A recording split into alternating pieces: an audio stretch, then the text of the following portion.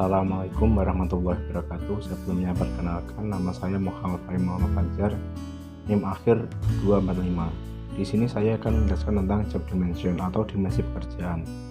Dimensi pekerjaan adalah ruang lingkup umum pekerjaan tertentu dalam hal tugas atau tanggung jawab yang diperlukan. Pekerjaan paling tidak memiliki 5 dimensi yang berinteraksi satu sama lain dan menentukan tingkat produktivitas dan kepuasan yang diperoleh atas pekerjaan. Dimensi pekerjaan yang pertama adalah dimensi fisik, yaitu kecepatan gerak langkah-langkah pekerja dalam menunaikan pekerjaannya. Idealnya, pekerjaan dapat diorganisasikan dalam cara-cara yang memungkinkan tiap langkah dilakukan berulang-ulang dengan cara yang seragam. Kajian-kajian gerak dan waktu sebagai contoh dapat menetapkan dimensi fisik pekerjaan dalam cara-cara yang bakal membuahkan produktivitas maksimal. Dalam organisasi, setiap pekerjaan dirancang guna memfasilitasi pencapaian tujuan-tujuan organisasi. Hal ini dicapai dengan mengkoordinasikan muatan-muatan pekerjaan dalam upaya melaksanakan fungsi-fungsi atau aktivitas tertentu.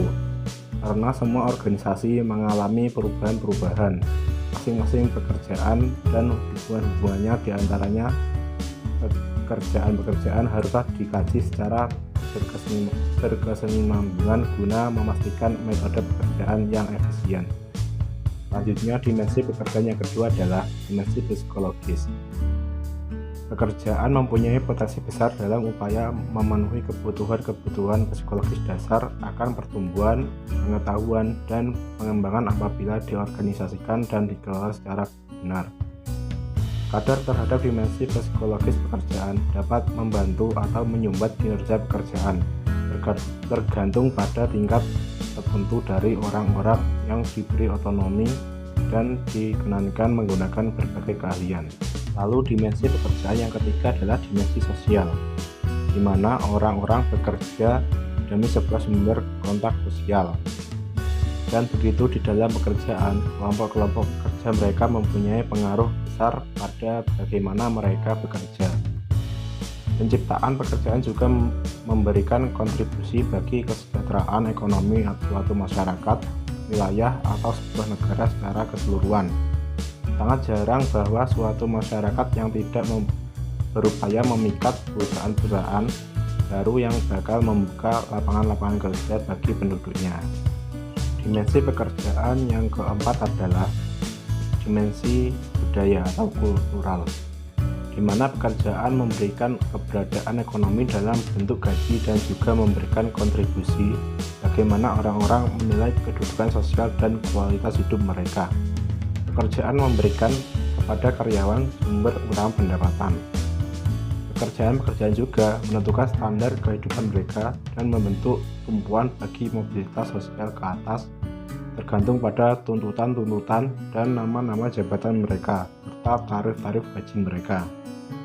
Karena pekerjaan menyita bagian yang signifikan dari kehidupan seorang karyawan, kewajiban-kewajiban tersebut ditunaikan hendaklah memuaskan kebutuhan-kebutuhan pribadi yang ingin dipenuhi oleh karyawan. Selanjutnya adalah dimensi pekerjaan yang kelima atau yang terakhir, yaitu dimensi kekuasaan, di mana orang-orang bekerja bagi orang lainnya. Contohnya, bawahan-bawahan bekerja untuk manajernya. Cara manajer menggunakan kekuasaan mempunyai dampak yang kentara atas produktivitas kerja maupun produktivitas karyawan.